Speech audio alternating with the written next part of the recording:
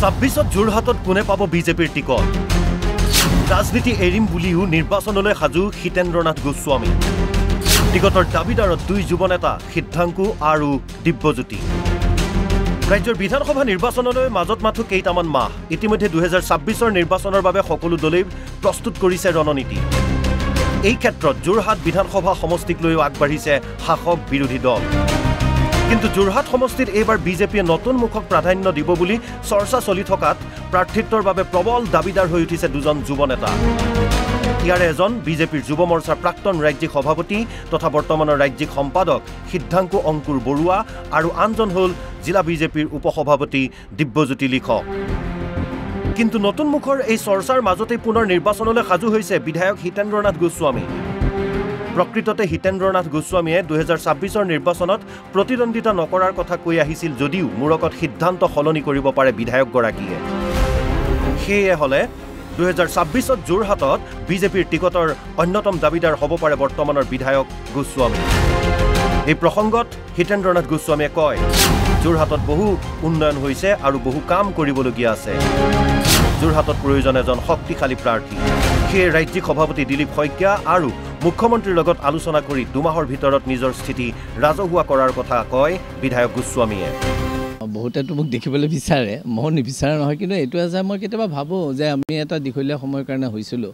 কিন্তু যোৰহাটৰ অভাৰঅল ডেভেলপমেণ্টৰ কাৰণে এজন মোতকৈ শক্তিশালী মানুহ লাগে মই এনেকৈ ভাবোঁ কেতিয়াবা আৰু মই মানে এইটো নিবিচাৰোঁ যে একেবাৰে শেষ বয়সলৈকে মই ইয়াত এমএলএ হৈ থাকিব লাগে নতুনক আনিব লাগে কিন্তু এইটো ঠিক যে যোৰহাটৰ এতিয়া যিটো ষ্টেজ আছে এই ষ্টেজত কিন্তু খুব শক্তিশালী এজন মানুহ আমাক লাগিছিল আৰু সেই শক্তিশালী মানুহজনৰ মই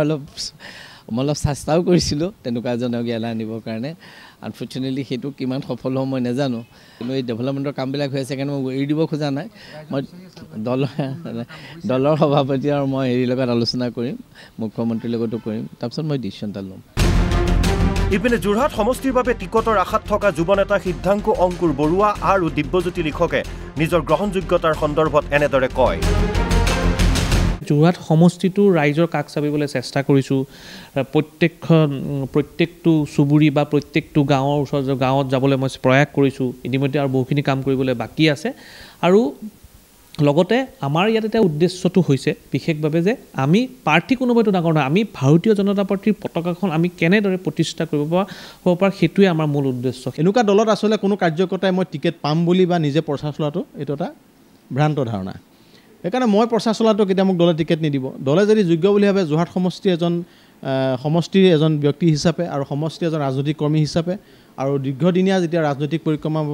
পাৰ কৰিছোঁ দলে যদি চিন্তা চৰ্চা কৰে আৰু দলে যদি সুযোগ সুবিধা প্ৰদান কৰে তেতিয়াহ'লে নিৰ্বাচনী ৰাজনীতিত অংশগ্ৰহণ কৰিম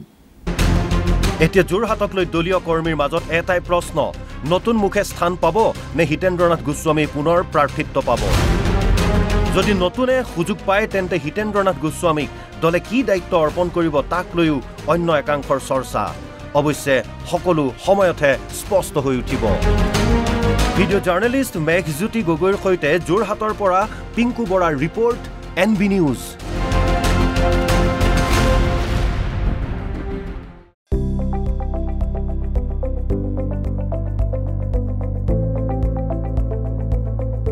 NB নিউজ সহজ সৰল ভাষাত নৱভাৰতৰ কথা